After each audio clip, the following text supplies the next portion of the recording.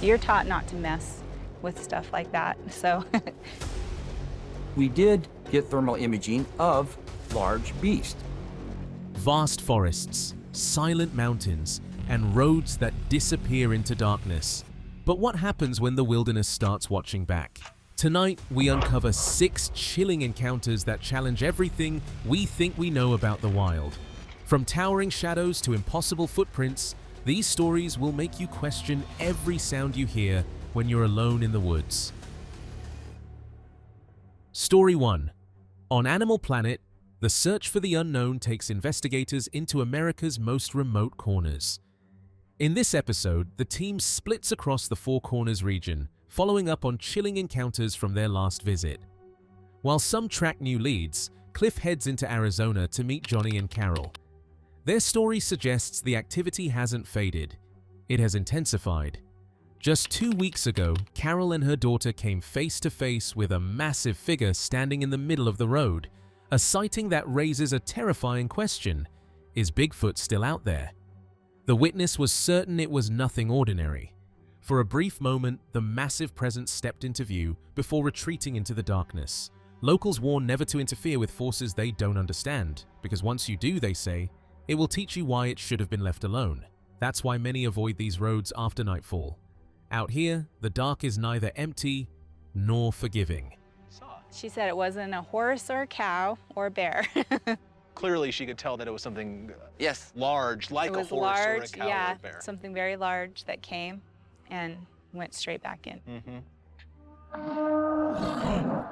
You're taught not to mess with stuff like that, so you just don't bother it. I think if the culture doesn't teach you not to mess with them, once you mess with a Bigfoot or two, it'll teach you not to mess with it, right? Even though the Bigfoot activity has been ongoing since I left, there seems to be a concentration of reports right now at this time of year. The investigation moves to Utah's San Juan River, where the team meets Navajo elder and master tracker Leonard Dan. Decades ago, Leonard kayaked these waters and experienced an encounter that changed everything.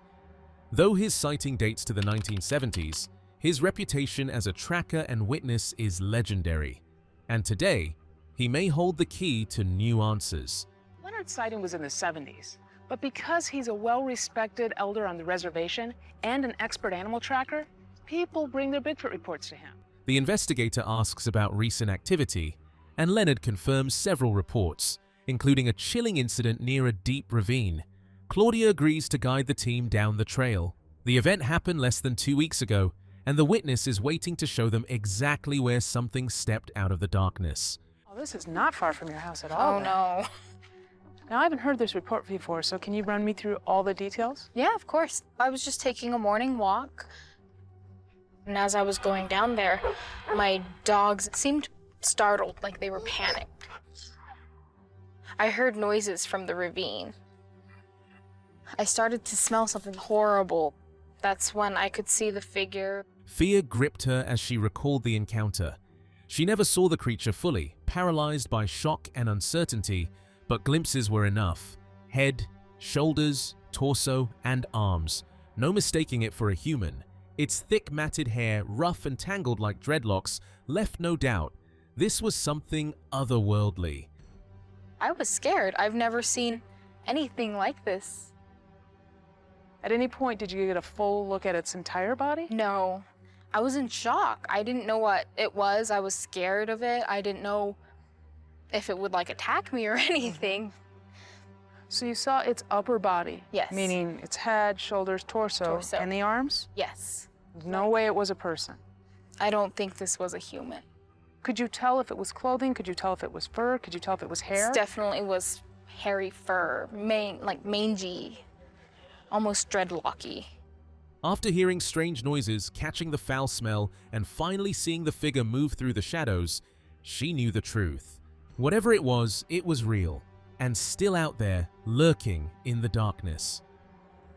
So when you heard that noise, and you smelled the smell, and then you caught sight of that figure moving through, what do you think it was that you saw? I believe it was a Bigfoot. No way it was a person. No way it was a person. I was a skeptic before. I never thought I would ever see it. But Now I know it's around here. Meanwhile, in Colorado, Bobo heads into the rugged wilderness to meet George, who captured a video of what he claims is a baby Bigfoot resting in a tree. I'm glad to be back in Colorado now that it's summertime. I'm gonna go meet with George right now. He's the guy that recorded a video what he says is a baby Bigfoot sleeping in a tree. The place George took this video so far into the backcountry, we'll never get there before dark. But I have a plan B, and B is for an idea. The location is remote, but Bobo is prepared. Last time we were here, it was -26 that night. It was freezing. Now it's green and warm. Can't have it better than this, though. I mean, it's obviously too late to get hike up to that spot. You said it's a couple miles, but I got the thermal and stuff. We could do a night investigation. Just go out tomorrow to the spot where you got the video. Sounds good. Let's go grab the therm and suit up. All right. With thermal cameras and tracking gear, they revisit the site, a hotspot of repeated activity, where knocks and other unexplained sounds have echoed through the woods. Across Arizona, Utah, and Colorado, these encounters continue. But as Bobo and George step deeper into the shadows, one question remains: what exactly is still out there? On Flash of Beauty, Bigfoot Revealed, Kim Christensen takes viewers back to her childhood along Oregon's southern coast. Dense forests, winding rivers, and the ocean only a few miles away. Growing up on a homestead, she developed a deep bond with the wilderness, a connection that would later guide her experiences with the unexplained. Hi, I'm Kim Christensen. I grew up in the southern Oregon coast in a beautiful region with timber and rivers, and the ocean is just a few miles from my home. So I grew up on a homestead here. When I first heard about Bigfoot, I was about 6 years old. And I grew up on a homestead and lived with my grandmother. And we had just gotten our TV set, so my family would come over to visit for Sunday night, and after dinner we would all watch TV as a family. Kim first learned about Bigfoot around the age of 6, living with her grandmother on the homestead. One Sunday evening, after dinner, the family watched a TV show about mysterious monsters. A scene showing a massive figure peering through a window terrified her. When the episode ended, her Uncle Hans shared his own encounter from years before, a story that would ignite Kim's lifelong fascination with the unexplained. I believe it was mysterious monsters, and there was this monster looking in somebody's living room window, and it was scary. And as soon as the episode was over, my Uncle Hans, he got up and shut the TV off, and he told us all about his Bigfoot encounter that happened when he was younger. And I'm just a little kid, and I'm sitting there thinking, there's no monsters. What is he talking about? Her uncle's story stayed with Kim. One dark night, driving through twisting roads of old-growth forest, he saw something enormous step into the path ahead. The creature towered over his truck, letting out a roar that seemed to shake the air itself. Terrified, he could do nothing but slowly back up, heart racing, as the forest closed in around him. And he told my grandma that on his way home, it was after dark, and this big creature stepped out of the forest in front of his truck, and it turned and leaned over and screamed at him in his face through the windshield. And he described it as being taller than the truck. He said it scared him so bad he put the truck in reverse and backed all the way out of Seven Devils. Years later, curiosity drew Kim back to the forest, this time with her own children. She spent a summer along a quiet river on a small mining claim, settling into a rustic cabin deep in the woods with her 2 sons and their dog. Using only kerosene lamps and a wood stove, the family embraced the simple, adventurous charm of forest life, a life that mirrored Kim's own childhood and promised discoveries yet to unfold. And then in the 90s, I leased a mining claim up one of our local rivers for the summer.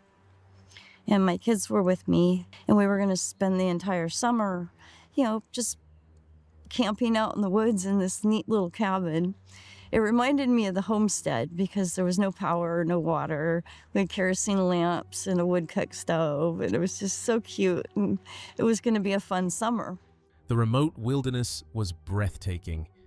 Kim spent the day exploring while her children played among the trees, By nightfall, the boys were asleep, and Kim extinguished the flickering lantern.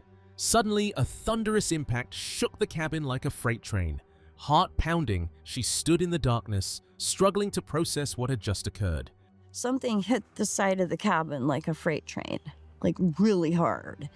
And I'm standing there in the dark, just trying to understand what was going on. I grabbed my firearm. I'm standing there in the dark, listening to this thing beating on the side of the wall. It was like bam, bam, bam. The surrounding forest was alive with hidden possibilities. Shadows moved between the trees, and openings in the underbrush could hide anything. Creatures just out of sight, watching. Beautiful and captivating, the woods kept Kim on edge, every rustle and whisper amplified in the quiet wilderness.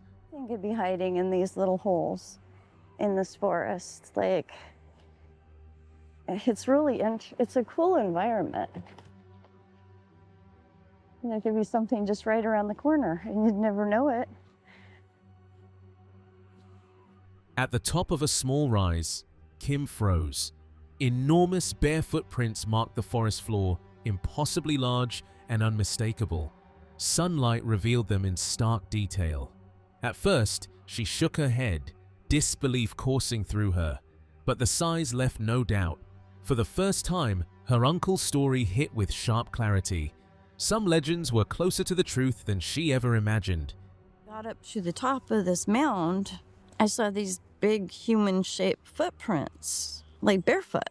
And I'm standing there, it's early morning, beautiful sunny day, and I'm looking at these tracks going, what kind of crazy person would be up in the mountains barefoot after this big storm we just had? It didn't make sense. And then I'm looking at the tracks again, and I realized they're about 20 inches. Kim felt she was facing a human-like figure, but clearly not human. Its shape hovered between the familiar and the unknown. Unlike any animal she had seen, the way it moved suggested an unsettling intelligence, as if it understood far more than it should. It was really hard to describe. It didn't seem like an animal to me. Very, very intelligent. So what truly lurks in these forests, and would it ever be seen again? On Travel Channel, the journey moves beyond the familiar and into the unknown. Kituvituak Lichard, from a long line of native shamans, recounts her encounters with Bigfoot, beings not as myths, but as mighty forces of nature. For generations, her people honored their presence, avoiding their territory. Tonight, viewers are brought deep into the lands where her remarkable stories unfold. Stories of Bigfoot go way back. They go way further back than when Westerners came here. The native people knew about them for a long time, and they weren't considered a mythology for the native people. They're just considered a fact of life. You respect them, you don't mess with them because they're powerful. Bigfoot rises like a living mountain, shoulders wide and movements radiating sheer power. Witnesses report it towering from 6 to 12 feet, its shadow overwhelming any human nearby. To stand before it is to feel the weight of its presence, intimidating, enigmatic, and unmistakably alive, a force of nature that commands respect. Bigfoot are probably about as wide as I am tall. They have very broad, muscular shoulders. Imagine encountering something that's 6'2" across and 8 foot tall, 12 foot tall. It's a pretty intimidating creature.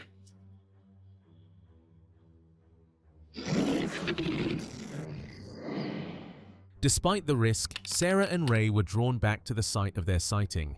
Sarah, guided by her sharp intuition and connection to the wilderness, led them to the spot. There, massive footprints appeared, human in shape but far larger, with every toe and heel sharply etched. For Sarah, the prints were both eerie and surreal, proof that the legends she had heard were frighteningly real. We start looking on the ground,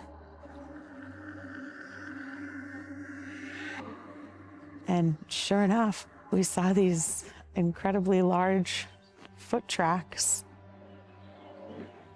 all over this area.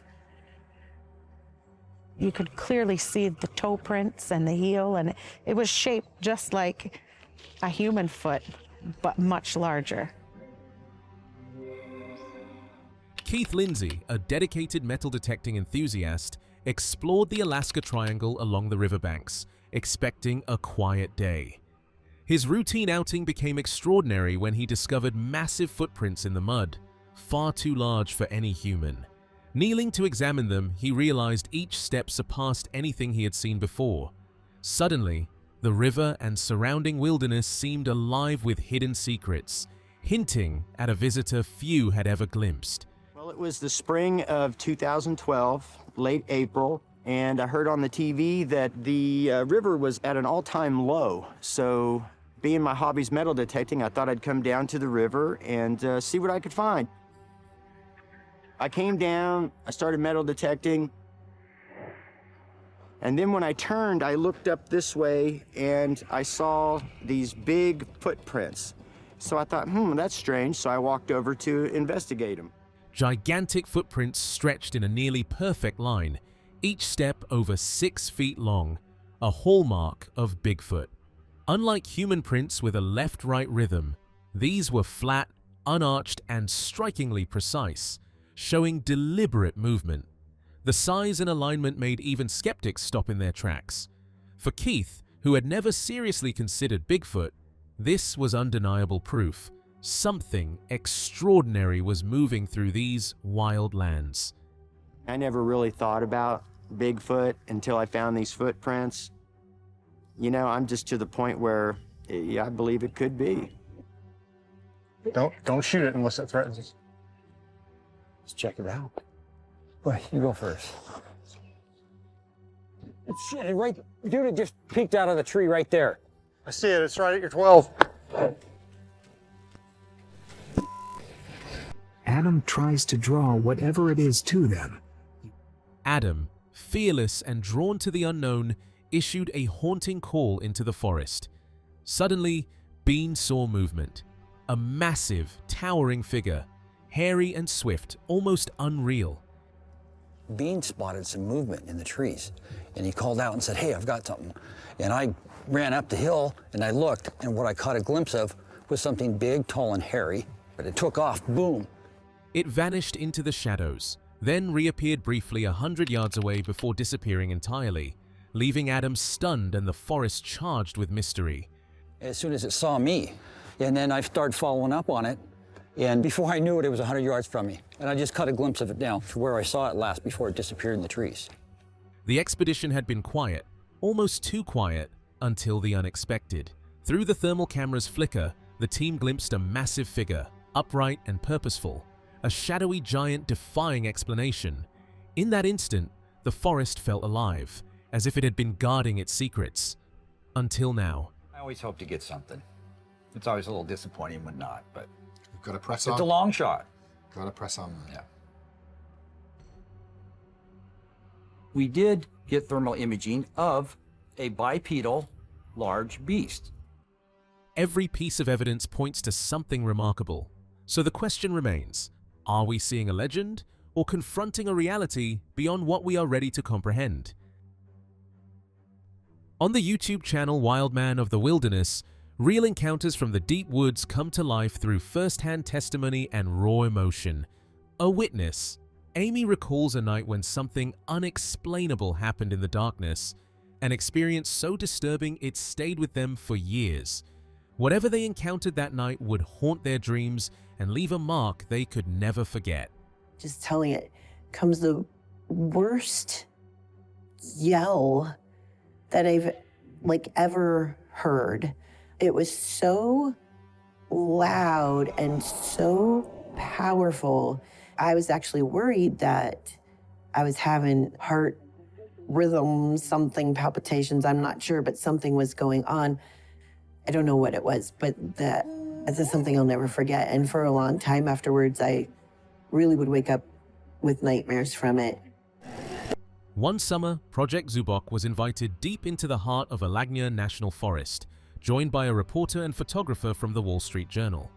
They found themselves on a long-forgotten logging road, overgrown and treacherous, where only faint traces of old campsites remained.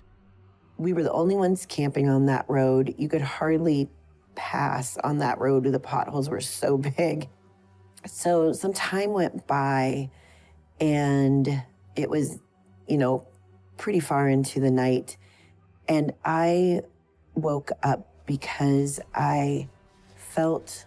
As darkness settled over the forest, an unsettling presence stirred, something unseen, yet impossible to ignore, leaving a lingering sense of dread that would haunt the night.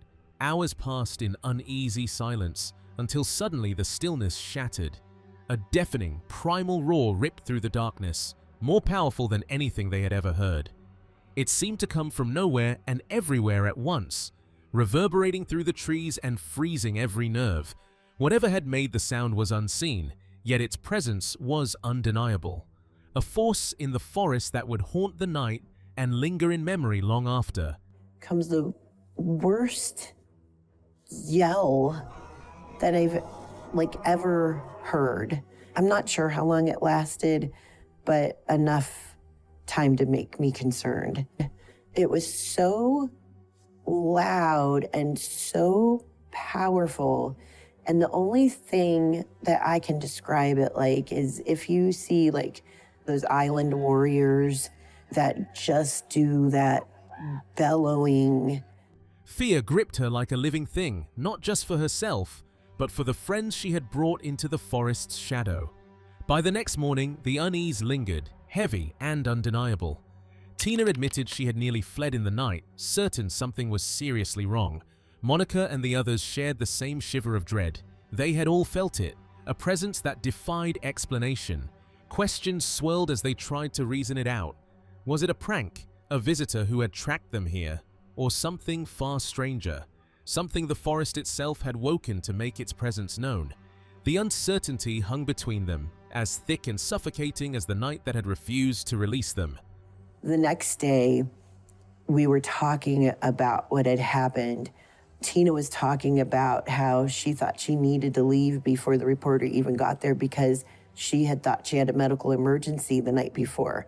Monica and I both were like, we felt the same thing. All three of us had felt it. We really tried to do our due diligence in figuring out what it could have been. For too long, science has sidelined the voices of Native American and First Nations communities, dismissing their knowledge as folklore.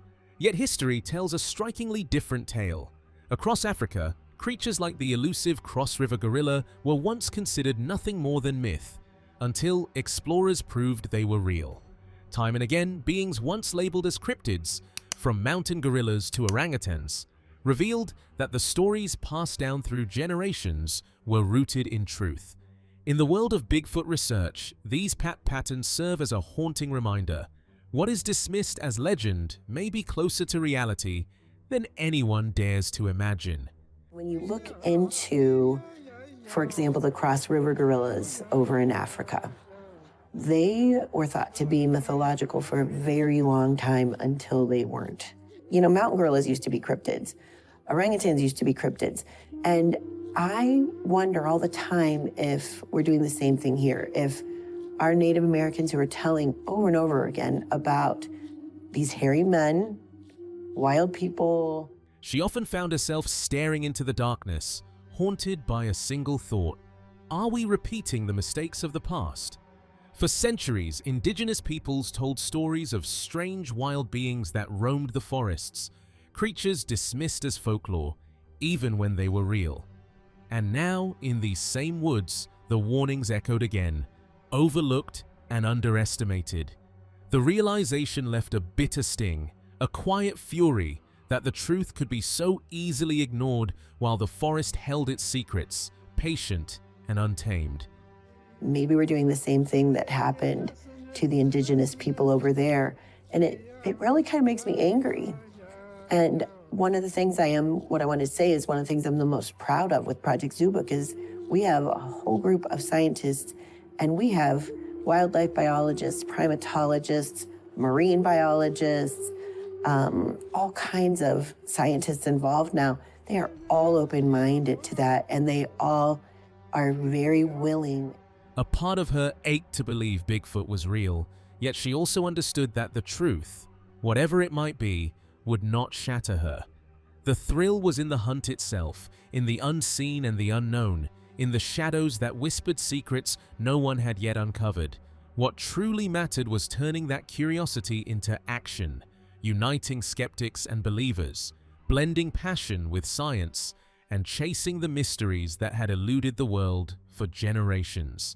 In that pursuit, every discovery, every hint, every heartbeat in the forest became its own kind of wonder.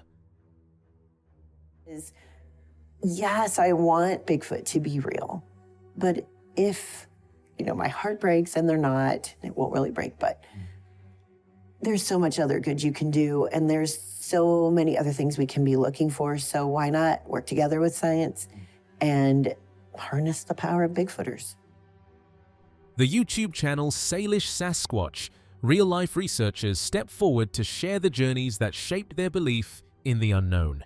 One such explorer is Boyd Omer, a New Mexico resident who has devoted nearly 2 decades to the study of Bigfoot. His fascination began in childhood, inspired by mysterious footprints found on Mount Everest and haunting photographs. By 2005, Boyd launched his first official expedition, driven by a lifelong curiosity fueled by late-night radio interviews with legendary broadcaster Art Bell. What started as wonder soon became a mission to uncover the truth hidden in the wilderness. My name is Boyd Omer. I currently live in New Mexico.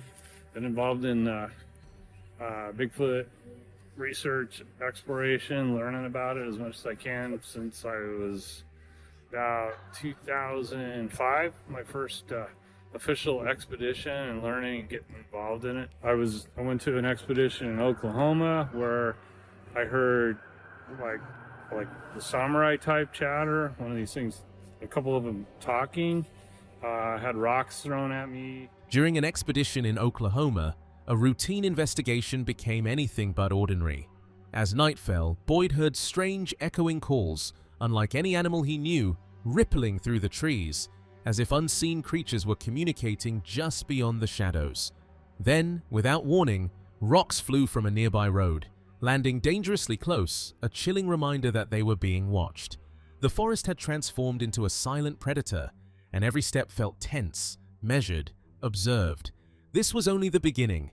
Later expeditions into the Pacific Northwest only deepened the mystery, leaving Boyd certain that something unknown still stalks America's most remote forests. Expedition in Oklahoma where I heard like the samurai type chatter, one of these things, a couple of them talking, had rocks thrown at me, like a road parallel. That was an interesting trip. During that expedition, he stumbled upon an encounter that would stay with him long after the trip ended. Several miles from their main camp, a shadow moved at the edge of the forest, larger than anything they had expected. Branches cracked under its sheer size as it brushed past, revealing a figure that towered over 8 feet tall.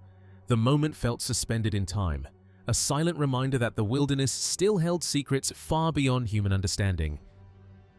And at that expedition, there was visual sighting of one of them in our main base camp, different place than where that pulsation happened, but not too far away from there, maybe about 5 miles away from there. Somebody saw one of them come into the camp, and they were able to ascertain how big the thing was, and it was like about 8 feet tall because it passed out of the camp.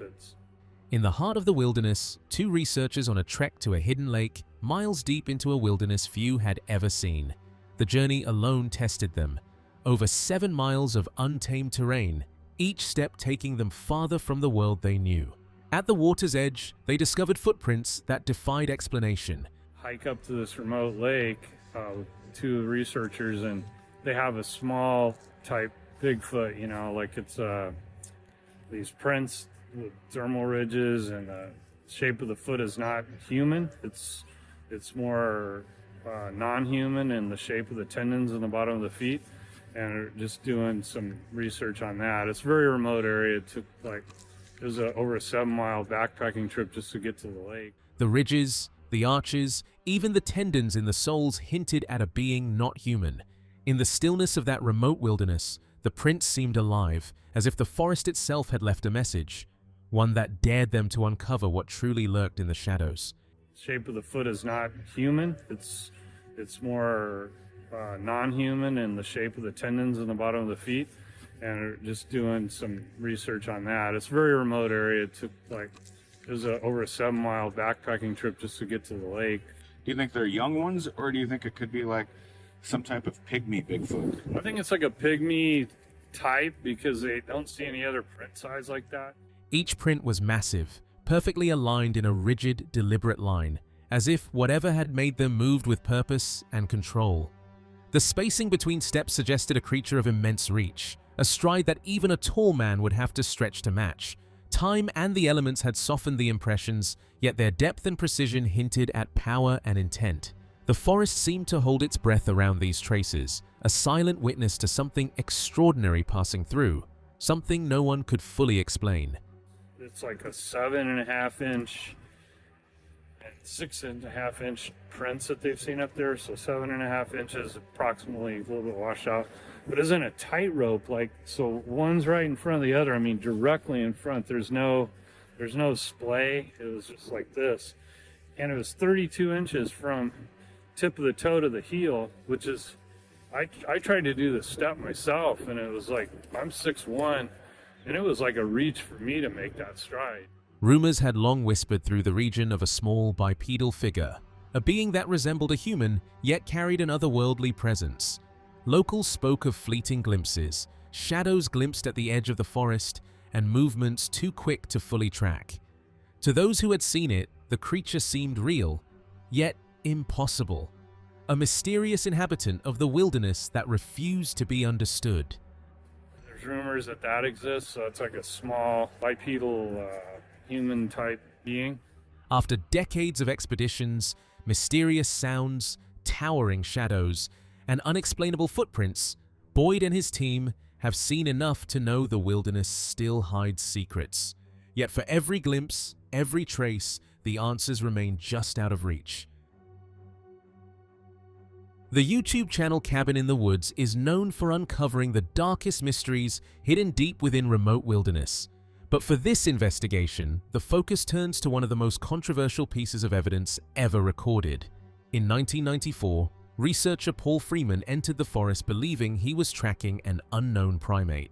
What he captured instead would shock the world, a towering figure moving through the trees, backed by physical evidence that experts later declared impossible to fake.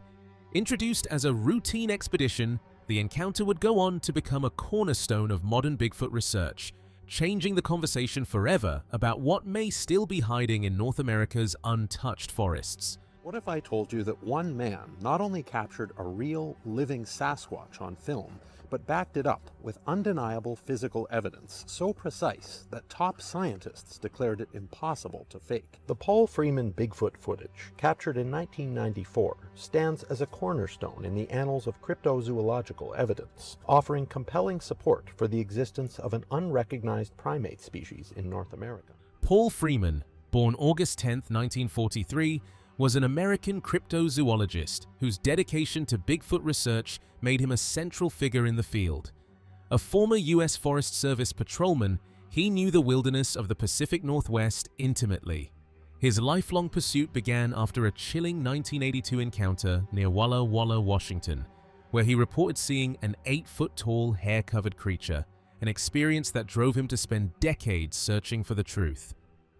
Paul Freeman, born August 10, 1943, was an American cryptozoologist whose unwavering dedication to Bigfoot research left an indelible mark on the field. Before immersing himself in the pursuit of this elusive creature, Freeman served as a U.S. Forest Service patrolman, a role that provided him with an intimate understanding of the wilderness areas of the Pacific Northwest. His journey into Bigfoot research commenced on June 10, 1982, when he reported a close encounter with a large, hair-covered, bipedal creature standing approximately 8 feet tall near Walla Walla, Washington. This experience ignited a fervent passion, leading him to dedicate over 2 decades to the systematic investigation of Bigfoot sightings. In the summer of 1994, deep in the rugged Blue Mountains of northeastern Oregon, Paul Freeman set out on what he believed would be another routine expedition. Instead, he documented an encounter that would ignite decades of debate. His camera first captured enormous footprints pressed into wet earth, their fine skin-like patterns visible in the mud, details few believed could be manufactured. Moments later, as he tracked the trail, the lens caught something moving through the trees. A towering dark-haired figure walking upright in the distance. Its stride was steady and powerful, its arms swinging with natural rhythm, muscles shifting beneath thick fur as it crossed the forest floor. Freeman's breathing quickened, both shock and awe.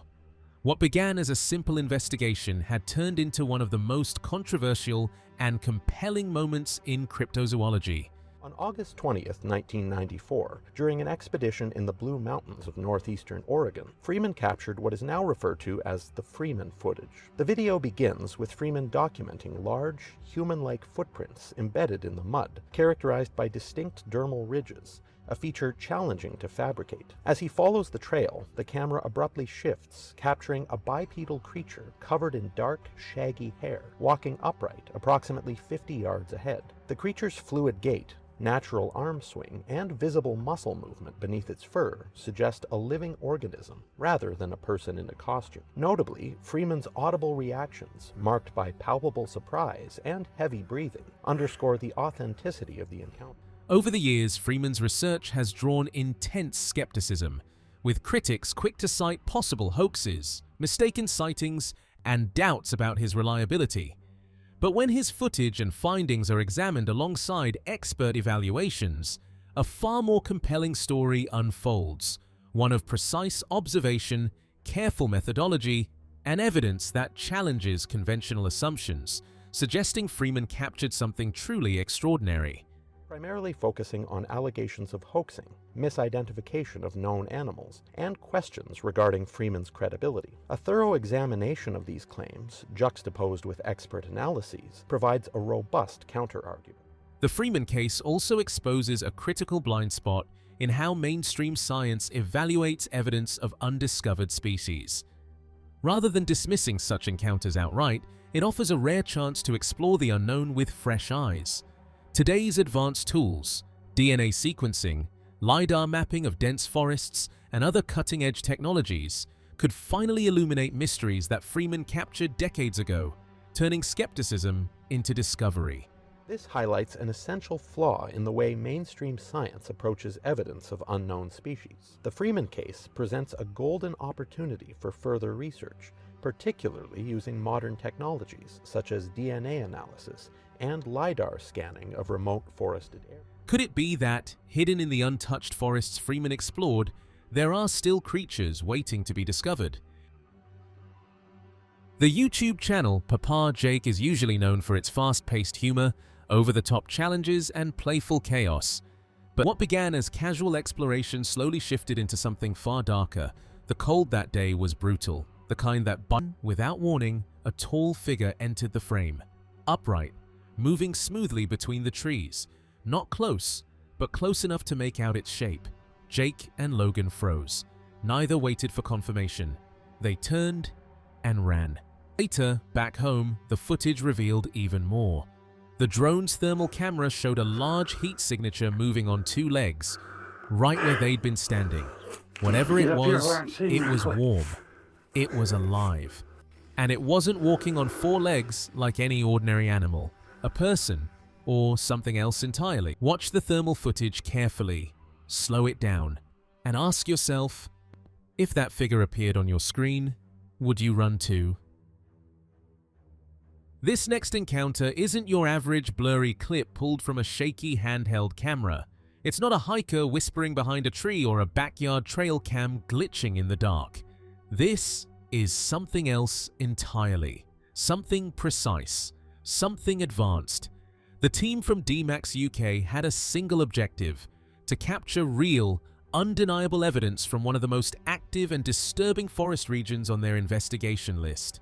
Local legends had followed these woods for decades. Too many encounters, too many disappearances of livestock, too many witnesses describing the same towering shape moving through the trees. The stories didn't match perfectly, but the fear always did. And this time, the team came prepared. The drone team should be arriving at the location right about now. I'm heading out to coordinate with them. Given the rough and dense terrain that surrounds this area and the head start that this creature already has, I knew we needed a technological advantage. Time is running out. It's time to bust out the big guns. They launched one of the most sophisticated aerial surveillance tools available, the Autel Dragonfish.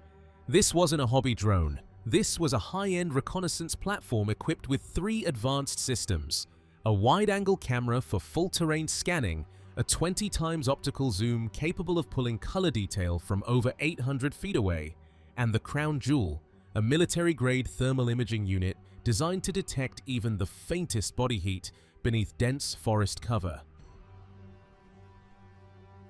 Hey, John. Hey, Bryce. What we have here is the Autel Dragonfish. Primarily, we're doing overwatch, search and rescue, any type of apprehension. This fixed-wing drone is equipped with 3 different types of cameras. A wide-angle lens, giving us a complete overview of the search area. A 20 times optical zoom lens, which can determine the color of someone's hair from 800 feet in the air. And lastly, a thermal camera, which picks up any kind of heat signature. There's no way anything is escaping us now. As the sun dipped behind the tree line, the drone lifted into the air. Below, the forest stretched out in silence, dark and unmoving. For several minutes, the live feed showed nothing unusual. Then, something shifted. On the thermal display, a bright heat signature burst into view. Humanoid in shape, upright and running, not stumbling, not wandering. Running with speed and control that sent a jolt through the command station. The team scrambled to track it. They switched to the standard camera. Nothing. Back to thermal. There it was again, cutting between trees at impossible speed. Seconds later, it vanished, gone without sound. Oh, wow. Whatever it is, it's moving pretty fast. Yep, absolutely. It's gone now. Can you go to the regular lens? Nothing. Lost it in the woods. Maria, Russ, this is Bryce. You guys copy? What do you have, Bryce? Hey, we're catching something here on the drone in the thermal. It looks humanoid in shape. Whatever it was walking.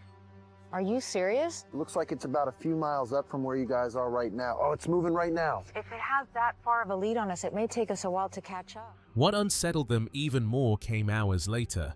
After nightfall, the team entered the exact location where the heat signature had last appeared. Flashlights swept across dirt and brush. Then they saw it. Bones. Clean. Fresh. No blood. No signs of struggle. Just fragments scattered beneath the leaves. Whatever had fed here hadn't been sloppy. And it hadn't been long gone. From that moment on, the operation changed. Did you see anything come through here? I found what looked like some footprints that were heading up there. I say we keep on moving because it looks like they're fresh. Let's do it. All right.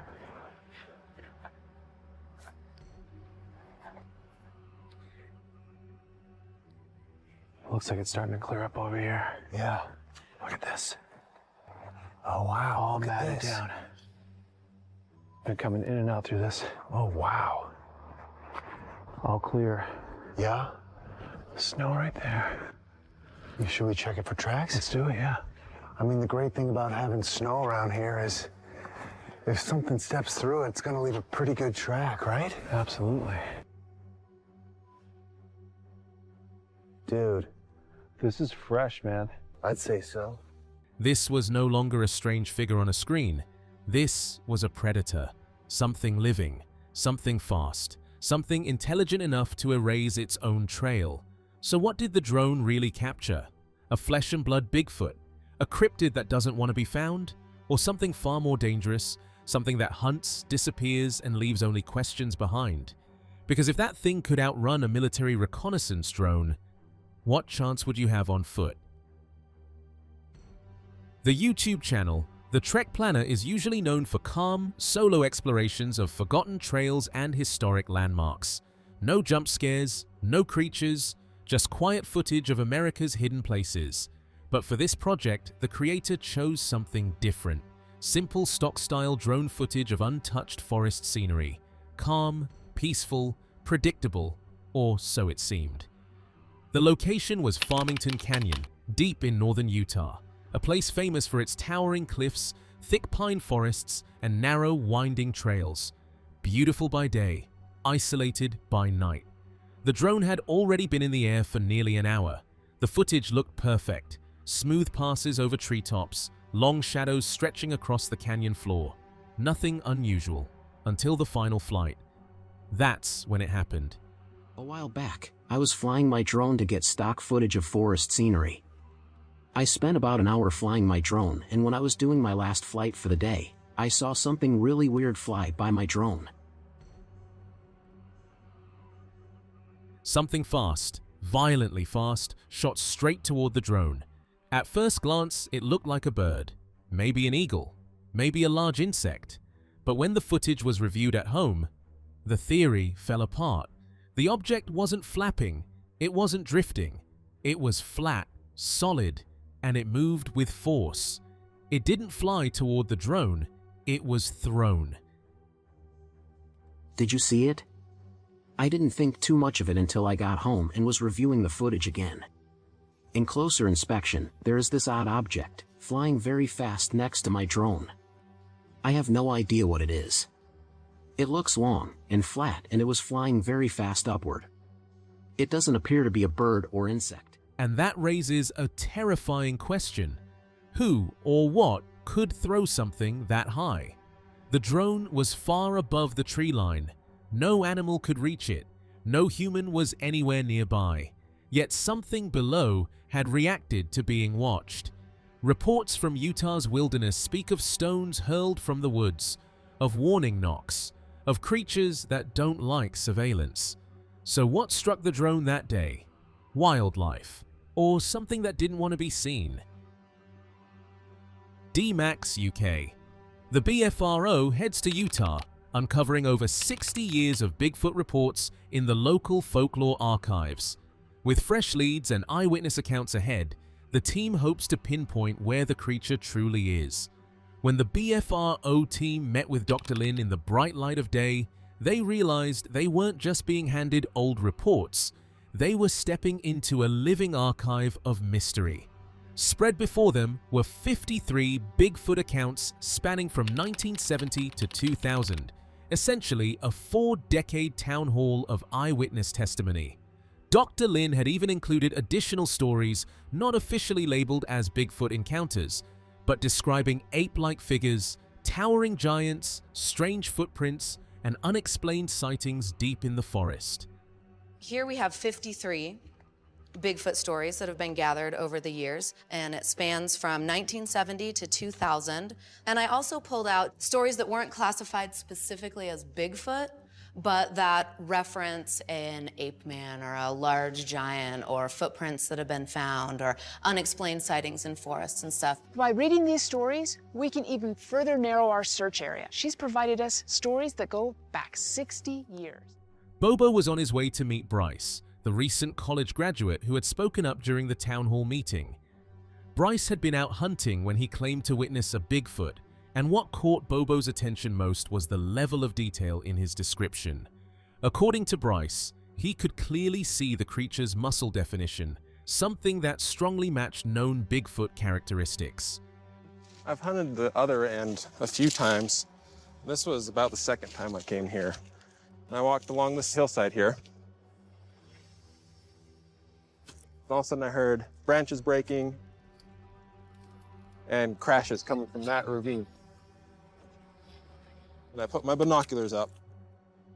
I looked over there and I saw something black just cruising. When the investigator asked Bryce how familiar he was with this part of the terrain, he admitted he had only ventured here a couple of times. On his second outing, as he moved along the hillside, a sudden eruption of snapping branches came from the ravine below. He lifted his binoculars to get a better look and froze. A tall, dark figure was gliding through the brush on two legs with surprising speed. It burst into a small clearing, crested the rise, and vanished into the tree line before he could process what he was seeing. It came running through this brush and crashed into this clearing. Went over the top and was gone into the trees. Yeah, I can see why. Yeah. And when I first saw my first Bigfoot, I was looking for it. That was overwhelming. So I can just imagine being a kid, not even really knowing about Bigfoot, also just see this giant, what he thinks is probably a monster, running faster than he's ever seen. And the distance it covered, it could have got to him in about 30 seconds. Bobo realized no Olympic athlete could have navigated that rough terrain with such ease. Bryce, a trustworthy witness, described a massive figure, towering over him by at least a foot, heavily built and moving through an area full of fresh animal tracks. There was no need to consider any other explanation. In the investigator's mind, it could only be a Sasquatch. Bigfoot was the only possible answer. An Olympic athlete couldn't run across that. I wish we'd have got that report right away, because with all that thistle and devil's club down in there had to be Bigfoot hair everywhere through there where it ran. There had to be. The BFRO team had traveled to Utah in search of Bigfoot. Along the way, they uncovered a remarkable number of eyewitness reports, including one from Joe, a snowplow driver who had witnessed something extraordinary while clearing a canyon road. He had turned and locked eyes with the observer, and the connection was undeniable. It felt as though Joe was looking directly into their very soul. He turned and looked right at me, and I could see his eyes. I mean, it was like he was looking right in my eye. He kept on going, and I kept on going, and by the time I got to Tony Grove, I started thinking about what I really saw. Joe continued on, and the observer followed, and by the time they reached Tony Grove, he began to replay the encounter in his mind. Questions surfaced. What color was the fur? What details stood out? What did the creature look like up close? Joe recalled it as primarily a medium brown, though interspersed with hints of other shades, and the hair had been long and flowing. What color was the fur? What did you see in the fur color? It was probably a medium brown. Okay. It was actually kind of different colors, but the main color was a medium brown, real long hair. Joe noticed not only the size of the individual, but he also was fortunate enough to count the steps that it took as it crossed the road. The team decided to recreate the moment by having Bobo attempt to cross the same stretch of road in 4 steps or less. "All right, hit it," they said. 1, 2, 3, 4, 5, 6. "Need bigger steps than that," they joked. Turning to Joe, they asked how the size compared. He replied, "You're tiny compared to what I saw." That figure was easily a foot taller than Bobo. He recalled the moment vividly. When the creature had turned, it had been eye level with him, a direct and unforgettable gaze. 1, 2, 3, 4, 5, 6. Got to take bigger steps than that. Hey, Joe, how did I look size-wise? You're tiny compared to him. What I saw is about maybe a foot higher than what Bobo is. Joe saw a figure that was a foot taller than Bobo that cleared the highway in 2 less steps. If Sasquatch are real, why would it step out in front of a snowplow? Joe described seeing a figure at least a foot taller than Bobo, clearing the highway in 2 fewer steps. If Sasquatches were real, he wondered, why would one step directly in front of a snowplow? During the recreation, Bobo was positioned to represent the figure, and Joe confirmed that what he saw could only have been a Sasquatch. It completely ruled out a person. Even compared to Bobo, this thing was enormous, Joe recalled. There's no way it could have been human. Meet Ken, the owner of the YouTube channel Ken's Carpentry, a channel built on calm, everyday projects, quiet builds, and peaceful outdoor moments. No mysteries, no creatures, no fear, just honest, routine content. That's exactly what he set out to film on a cold December day when he decided to record a short driving vlog near his home. Snow lay scattered across the forest floor, thin and patchy. The trees stood bare and silent. The world felt still. Ken mentioned a nearby road he wanted to show his viewers, a stretch locals called Bear Hollow Road. The name alone sparked curiosity. Laughing to himself, he joked, "Let's go see if there's a bear down there." At the time, it felt like nothing more than harmless humor. But as he slowly drove along the quiet road, snow crunching beneath his tires, something flickered at the edge of his vision. Movement. Subtle, but real. Ken slowed, then stopped. Right. So I wanted to just show you a road near where I live called Bear Hollow Road. Curious if there's any bears down there. It's the first part of December, so typically there, you don't see them, but I just thought it'd be fun to take a look. I have a few minutes, so we'll go for a little quick ride and take a look. It is aptly named Bear Hollow.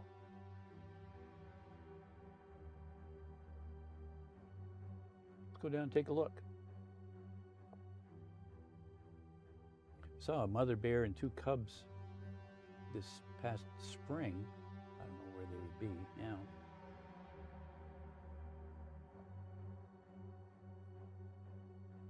Whoa, what is that?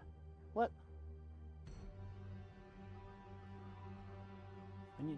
I'm going to get out and take a look. What is that?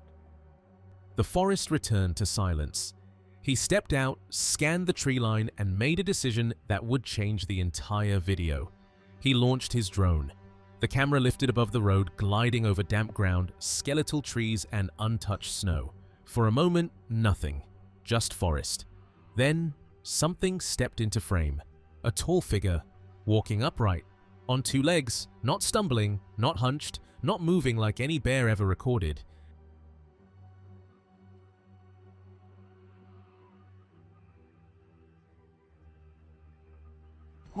What the world? What is that? Oh, that's incredible. What? The figure moved with calm, steady purpose. Its body was covered in thick, dark brown fur. No clothes, no tools, no hesitation. Just walking, deep into the trees. Ken followed it with the drone, adjusting angles, trying to understand what he was seeing. The figure never looked up, never reacted. It simply continued forward, and then vanished into the dense wilderness. No way. Are you serious? What?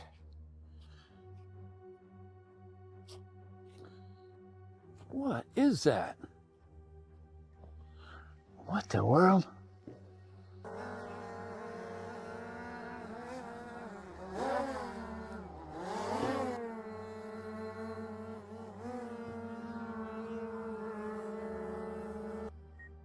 Only later, reviewing the footage, did the weight of what he'd captured truly sink in. Too upright to be a bear, too large and fur-covered to be a human, too calm to be frightened. So what was it? Ken never intended to document anything strange that day. He only wanted to show his audience a quiet road. But instead, he may have captured one of the clearest walking figures ever filmed by a civilian drone. The question now is simple and unsettling. Was that creature just passing through? Or does Bear Hollow Road lead somewhere we were never meant to follow? Take a close look at the footage, zoom in, watch how it moves, and then tell us what you think. As the shadows close in and the forest grows silent once more, one question refuses to fade. What is really out there, watching from just beyond the tree line? These 6 encounters may be over, but whatever left those footprints is still walking. And somewhere in the darkness, the wilderness is waiting for its next witness.